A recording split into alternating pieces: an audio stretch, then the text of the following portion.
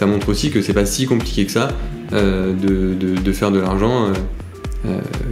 Enfin, que ce que beaucoup de gens s'imaginent aussi, quoi. De toute façon, c'est un truc qui revient souvent dans le podcast, c'est que le principal frein à faire de l'argent, c'est toi-même. Ton principal ennemi dans la life, c'est toi-même.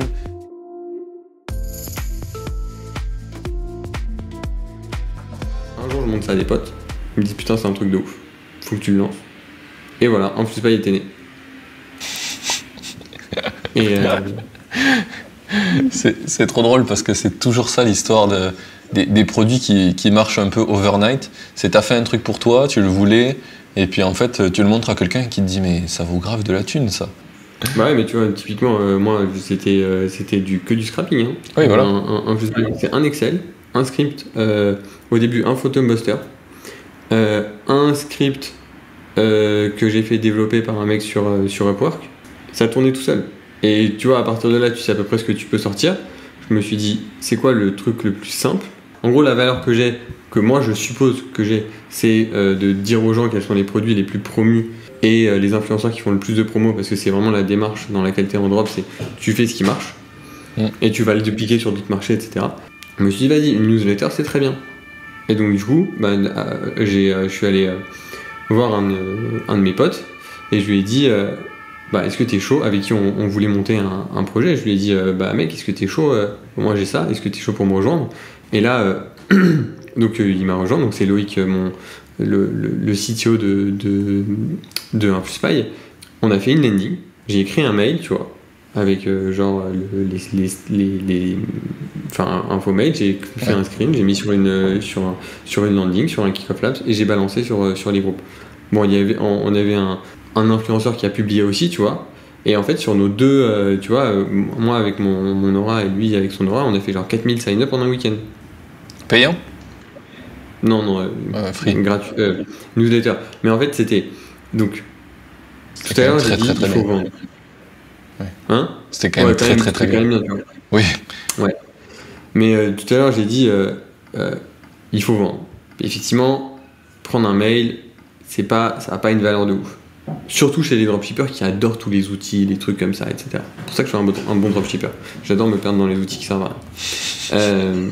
Mais en gros, donc il y a ça, mais bon, quand même première validation. Et la deuxième validation, c'était qu'en gros, là je leur donne de la data, donc les 10, et après je leur ai dit, si vous partagez à 5 potes, je vous en envoie pas 10 produits qui marchent le mieux, j'envoie les 20 produits qui marchent le mieux. Et donc du coup là, ça me permettait vraiment de valider en mode, ok, est-ce que ce que je vends, c'est assez valuable pour être partagé. Et là, en fait, la viralité, elle était énorme. Et comment tu vérifies qu'il avait partagé? T'as des outils qui s'appellent, genre nous, on a utilisé Kick-Off Labs. Ok, qui fait ça? Qui permettent de faire des landings comme ça. Tu vois, tu fais un lead magnet et ensuite, derrière, ça te dit, bravo, c'est bon, t'as ton truc. Maintenant, si tu veux plus, tu partages à X personnes et voilà. Très cool. Et ce qui était trop marrant, c'est que j'avais mis un bouton PayPal tout en bas, mais vraiment genre tu sais le bouton tout en bas de la page au milieu en jaune, il n'y a rien autour, il n'y a rien, il y a des mecs qui payaient. Je sais pas pourquoi. Le paiement par mistake. Puis après on a fait un outil, on s'est servi d'un outil no code qui s'appelle Glide App. On a fait une petite application, on a plugué ça avec ChargeBee, etc. On a bricolé un petit truc et puis c'était bancal, mais on est monté à 5000 € de MRR comme ça. Propre. En combien de temps? En un mois. Un mois, vous êtes passé de 0 à 5K. Ouais. Ouais, plus que propre. Et du coup, ils recevaient les résultats par email tous les combien?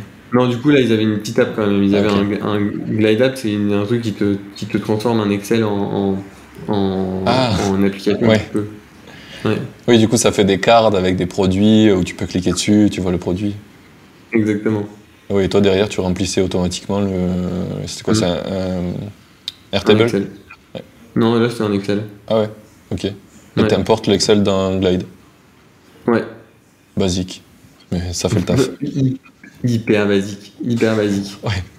Mais souvent, c'est le problème. C'est un des trucs que quand tu as des gens qui sont tech dans ta team, ils veulent direct automatiser des trucs et ils disent « Ah ouais, ça, je vais l'automatiser. » Et en fait, automatiser, c'est bien, mais il faut se dire est-ce que déjà, le truc que je vais faire, j'en ai besoin 3 fois. Enfin, j'ai déjà fait 3 fois la main. En fait, des fois, tu te rends compte que l'automatisation, des fois, elle n'a pas beaucoup de valeur si ça prend 30 secondes à faire. Ça te coûtera moins cher s'il faut de payer un mec au Pakistan qui va te faire le copier-coller, qui va le récupérer au bon endroit, etc. que s'il faut automatiser toi avec un mec en France qui coûte finalement 50 € de l'heure, tu vois. Enfin, la différence elle est vite évaluée, mais au début, tu as beaucoup de mal quand tu as quelqu'un de tech qui dit ouais, c'est bon, c'est facile.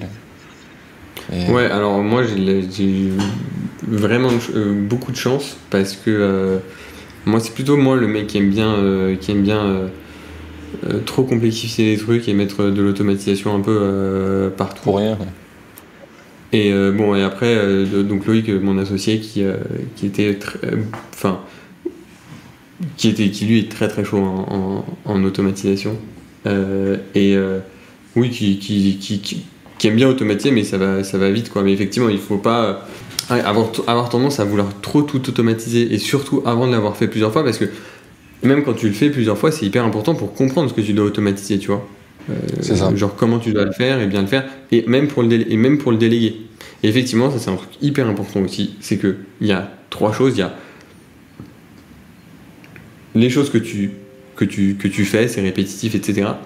Et parfois, déléguer à un VA, ça pourrait faire mais ça c'est tout un autre sujet, tu vois, genre l'accès à de la main d'œuvre trop cool partout dans le monde et pas cher pour des tâches assez simples. Bon, bah, parfois c'est mieux de passer par un VA que de vouloir absolument tout automatiser. Mais pour moi, c'est pas tant un truc de tech ou et c'est le challenge, tu vois. Moi j'adore ça, essayer d'automatiser des trucs, de hacker des trucs, des machins. Moi vraiment moi je suis un gros branleur intellectuel, hein. C'est j'adore ça, mais ouais, il faut savoir toujours se demander, ok, ce truc là, est-ce que ça a vraiment besoin d'être automatisé, est-ce qu'on le fait souvent, et est-ce que une automatisation c'est le meilleur truc à faire, et qu'il faudrait pas que je me prenne un VA pour le faire. Oui, c'est ça. Et en fait, il faut juste mesurer les coûts. C'est un peu ce qu'on a du mal à faire en France. C'est genre, en gros, tu te dis combien je coûte finalement à l'heure. Et du coup, tu regardes combien de temps ça te prend, tu rationalises, tu dis 3 minutes par jour, parce que pour faire la recopie, c'est combien sur l'année. Bon, du coup, ça veut dire que mon budget pour automatiser, c'est ça. Tu vois, tu sais par exemple que ça va être 300 ou 400 balles ou 1000 balles. Du coup, tu te dis est-ce que ça vaut vraiment le coup d'automatiser pour ce prix-là versus le temps que ça me coûte ou le temps que Virtual Assistant ça te coûterait. Mais pour l'anecdote sur ça, même pour des tâches plus difficiles, tu peux automatiser. Là, je réécoutais le livre de Tim Ferriss, La semaine de 4 heures, où le mec est un fou furieux de l'automatisation. Et en fait, je me suis rendu compte que je faisais un peu comme lui sur certaines tâches. Tu vois, ce que je te disais tout à l'heure, c'est que je fais du freelance. Et en fait, 80% du freelance que je fais, c'est délégué à un mec en Inde avec qui je surkiffe bosser, qui surkiffe bosser avec moi. Et du coup, moi, je me vends donc 800 € par jour en freelance. Et 90% du taf est fait par un mec qui me coûte 3500 € par mois. Donc, lui, pour l'Inde, il est ultra bien payé. Il est super content de bosser avec moi. Il bosse sur des projets trop cool. Parce que au prix où je coûte, en général, les mecs ont de la thune, donc les projets sont pas trop dégueux. Au final, tout le monde est content. Et même les boîtes pour qui je bosse, je leur dis qu'il y a un mec qui bosse avec moi et que je délègue les tâches en fait où ma valeur ajoutée elle est un peu moins bien et moins bonne, et ce que je vais ajouter en fait c'est la qualité que moi j'ai d'expérience et que les gens savent. C'est ce que je vais demander au mec en Inde, et du coup il va me sortir exactement ce que je veux et je vais le corriger sur certains trucs où des fois c'est pas parce qu'il est moins bon, mais c'est juste qu'il a pas les mêmes habitudes. Souvent dans les pays un peu moins développés, on va dire, du coup naturellement l'écosystème est moins bon. C'est comme quand tu différencies des entrepreneurs à Paris versus des entrepreneurs dans le sud de la France, ils ont un écosystème moins riche, et du coup forcément ce qu'ils produisent est moins riche parfois. Après tu as des exceptions comme Benoît de Scalesia à Toulouse, mais il est un peu tout seul, tu vois, à Toulouse. Il y a plein de mecs à Toulouse qui produisent des trucs bien moins alignés avec ce que tu peux voir à Paris. Et donc du coup, eux là-bas, forcément, ils produisent des choses alignées avec leur écosystème. Et donc du coup, moi, je les réaligne sur ce que nous, on veut quand je bosse avec des boîtes parisiennes, par exemple.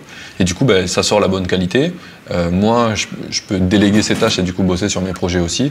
Tout le monde est content. Et voilà. Et plein de gens me disent mais c'est horrible de faire ça, mais est-ce que tu as le droit? Déjà j'ai pas demandé, la plupart du temps je demande pas, mais si ça arrive qu'il rentre en contact, je le cache pas, tu vois, je lui dis oui il bosse avec moi, comme si c'est normal, parce que c'est normal pour moi, tu vois, et des fois ils me disent ah ok cool. Non mais bien sûr, mais en fait surtout sur de la tech, moi c'est ce que j'aime avec la tech, parce que je suis pas tech, mais ouais.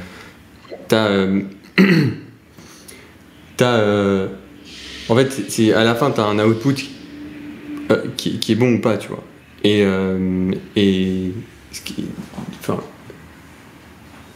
Alors, autant c'est très blanc ou noir, et du coup, ça veut dire que ce soit toi qui le fasses ou quelqu'un d'autre, le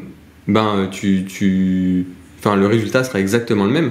Mais du coup, pourquoi est-ce qu'il payerait pas quelqu'un d'autre 800 plutôt que toi? Et c'est là qu'il y a le deuxième pan. C'est que en fait tous les mecs qui sont pas tech se font bullshit, tu vois, comprennent rien, on leur livre n'importe quoi, ils sont pas capables de juger de la qualité du code, etc. C'est pas exactement du drop servicing ce que tu fais, mais ça s'y apparente un peu. Tu sais, t'as plein de mecs qui font ça, qui revendent des prestats un peu plus chers. Oui. Moi je leur dis souvent, en gros, c'est surtout avec des développeurs Shopify, je leur dis est-ce que c'est toi qui bosses dessus ou est-ce que c'est quelqu'un d'autre? Je m'en fous si c'est quelqu'un d'autre, mais juste que ce soit toi ou quelqu'un d'autre, sois hyper clair avec lui et toi gère bien, parce que de toute façon c'est toi qui prends la responsabilité, quoi. C'est ça. Tu vois, à la fin de la journée, il va pas m'emmerder en me disant ouais un tel il l'a pas fait, je m'en fous, tu vois, je parle et voilà. Exactement. Mais moi tout ce que tu fais, pour moi ça a une valeur ajoutée largement. Surtout, trouver un bon profil en Inde, c'est compliqué.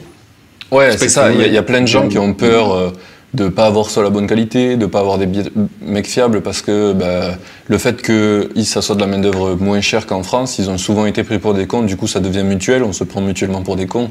Les Indiens, ils disent de toute façon c'est un mec qui comprend rien à ce qu'on fait, qui paye au coup de lance-pierre parce qu'il croit qu'on est des esclaves, tu vois. Et du coup, tu as une relation foutue, et donc forcément, c'est naze. Moi, j'ai une super bonne relation avec eux, on est vraiment potes, c'est pour ça qu'on a commencé à bosser ensemble. Et du coup, eux, clairement, le fait qu'ils aient un accent indien, ça fait que les moitiés des Français, déjà qui parlent pas bien anglais, en plus avec un accent indien, personne veut bosser avec eux parce qu'en fait, ils comprennent rien, les Français. Mais c'est juste parce qu'on est des quiches en anglais, finalement, tu vois, pas parce que les Indiens parlent spécifiquement mal, ils ont un accent, mais ça se comprend large. Mais moi, du coup, j'ai été coloc avec un mec, un Indien, un Népalais un jour, et du coup, je me suis buté à cet accent pendant des mois, où à chaque fois que le mec me parlait, je comprenais pas ce qu'il me disait. Finalement, je me suis habitué, et du coup, c'est devenu un edge que j'utilise, et qui me fait gagner du temps, et qui fait gagner à tout le monde, tu vois. Genre la production qu'on a, parce que moi je travaille aussi dessus, tu vois, j'aide sur des trucs, des problématiques bien spécifiques, où c'est moi je suis plus expert sur la techno qu'on utilise, etc. Donc du coup j'aide le mec en Inde, et je le fais monter en niveau, du coup la qualité elle est meilleure que si j'étais tout seul, parce que on a 2 fois plus de productivité, le client il est méga content, il a l'impression finalement de payer pas cher, alors que tout le monde est gagnant, quoi. Donc il ne faut pas avoir peur de faire ça, c'est juste effectivement moi qui garantis tout ce qui se passe, et si le mec en Inde il a décidé de pas bosser ou il fait de la merde, c'est moi qui handle les problèmes, parce que c'est moi qui facture, tu vois, j'ai pas 2 facturations différentes. Mais eux ils sont super contents, ils n'ont pas à gérer ça, moi je fais proxy et je m'occupe que ça se passe bien, quoi. Bon, donc, non mais c'est trop bien, en vrai comme ça paraît simple, mais c'est comme tout, hein, le drop, les mecs, ça paraît simple, de reprendre un produit, de le revendre plus cher, etc. Là, ça paraît. Je pense que ça paraît quand même un peu moins simple de trouver un mec et de revendre ses prestats, mais en vrai, je pense que c'est des trucs comme ça où tu vas faire de l'oseille assez simplement, quoi. Dans le sens où l'argent est partout, et partout où tu peux réduire la friction, apporter de la valeur ajoutée et faire un truc qui te coûte à toi moins cher qu'à un autre, ouais. Et ça montre aussi, donc je pense que c'est pas si simple que ce que beaucoup de gens imaginent quand on en parle, mais ça montre aussi que c'est pas si compliqué que ça de faire de l'argent, que ce que beaucoup de gens s'imaginent aussi, quoi.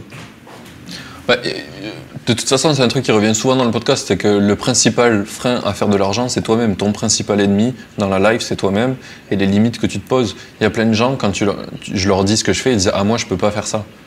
Et en fait, ils peuvent pas parce que au fond d'eux, ils croient que c'est pas possible, que c'est pas bien, que ça se fait pas, qu'il y a plein de barrières mentales. Mais on revient au truc d'oser, en fait. Il faut essayer. Et en fait, je pense qu'on a été un peu déformé par le mode de quand tu es employé, tu es payé à l'heure. Et du coup, tu n'es pas payé à la valeur ajoutée. Et c'est ce qui fait qu'il y a plein de gens qui se disent en remote, c'est chiant, et qui comprennent pas qu'en fait, ils pourraient travailler 2 heures par jour, mais s'ils étaient des monstres, 2 heures par jour, les gens devraient être contents parce qu'en fait, ils le font en 2 heures et qu'ils te payent à la réalisation plutôt qu'à autant. Et quand tu switches sur le mode de c'est la valeur que tu apportes, et ben en fait, du coup, la valeur que j'apporte via mon prisme qui est avec le mec en Inde plus moi, ben elle est immense par rapport au prix en plus que je donne, et du coup en fait le mec est super content et c'est juste pour ça qu'il paye, pour la valeur ajoutée. C'est même pas enfin c'est même la valeur perçue, tu vois, parce qu'il aurait juste le mec en Inde, il trouverait que c'est de la merde parce qu'il comprend rien à ce qu'il dit et du coup ils se comprennent pas, et alors que moi je suis là et j'explique ce qui a été fait point par point, je lui explique dans les détails ce qui a été fait, et le fait de bien communiquer, ça augmente la valeur ressentie, et du coup le mec est super content de payer.